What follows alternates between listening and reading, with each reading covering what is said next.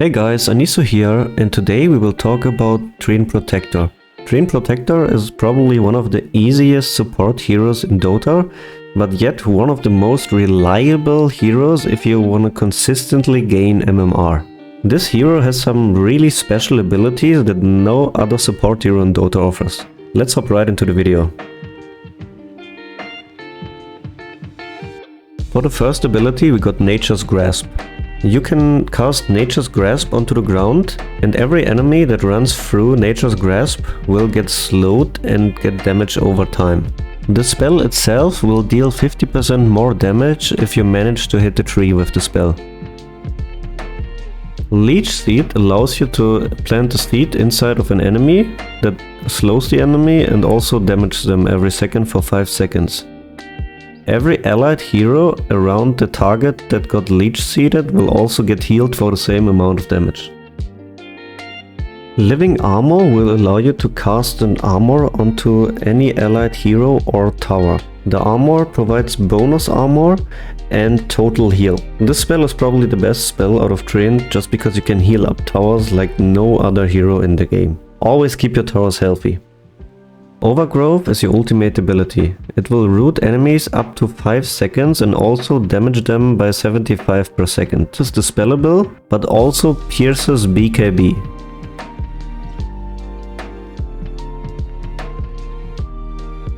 Early on we want to take Nature's Grasp and Leech Seed level 1 and 2 for early trading. At level 3 we either want to take the second point in Nature's Grasp or Leech Seed, depending on the hero we play with. With a melee hero you want to take the second point in Leech Seed, with a ranged hero you want to take the second point in Nature's Grasp. For the mid game however you want to max out Living Armor, so on level 4, 5, 7 and 8 we take Living Armor. After that you can choose to max out Leech Seed or Nature's Grasp depending on the situation. Usually I take Leech Seed because I like to build Holy Locket and then it just amps up Leech Seed's heal. For the talents, I take Living Armor heal, Nature's Grasp damage, Living Armor bonus armor and 450 Living Armor AoE. In some games you have no aggressive potential just because your carry is really weak early and the enemies have a strong early game lane. In this case you just want to skip Leech Seed until level 4 and just take Living Armor and level 2 on free. The normal starting build on Treant is one set of tangos, a healing salve and a mango, just so you can trade with people, and then Orb of Venom so you can keep people slowed into your Nature's Grasp. Usually you want to buy one sentry to either block the pull camp or unblock your own small camp. We want to buy 1 or 2 additional mangoes and a magic stick, just so we have more mana to spam spells. For the boots we can either go for Tranquil Boots if we want more movement speed and more HP per region, or Arcane Boots if our carry also benefits from having more mana and he wants to play the lane.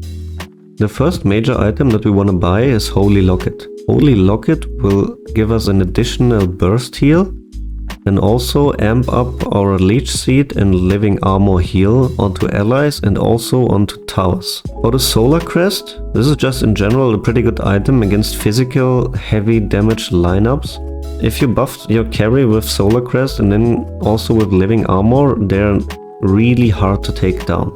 The Aghanim's Shard is a great item that you want to try to aim for at around 20 to 25 minutes if possible, so you can plant down deep wards, you can cast your Overgrowth and all your other spells out of invisibility, and also root people with your normal hits. In some games Lotus Orb can come in pretty handy if you have to reflect a lot of spells.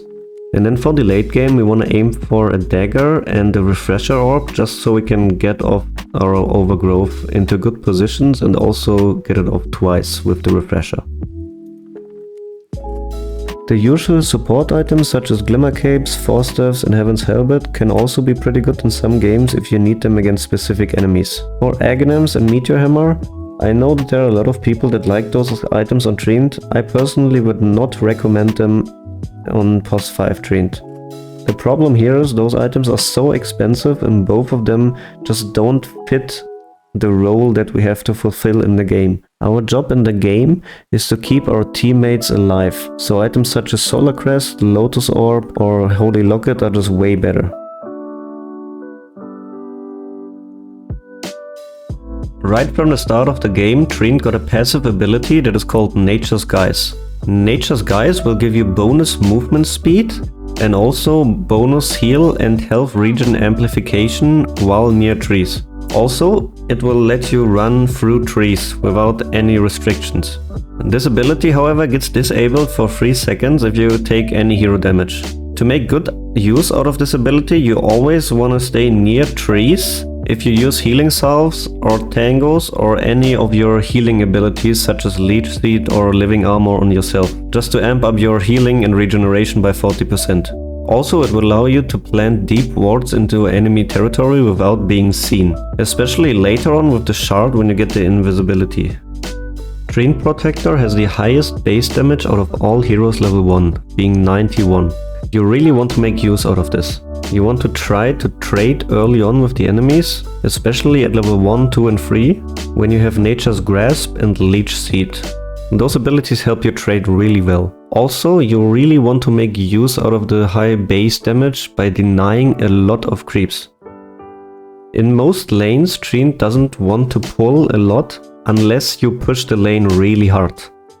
Most of the time it's better to stay in the lane and help your carry to deny, and then also to just harass enemies.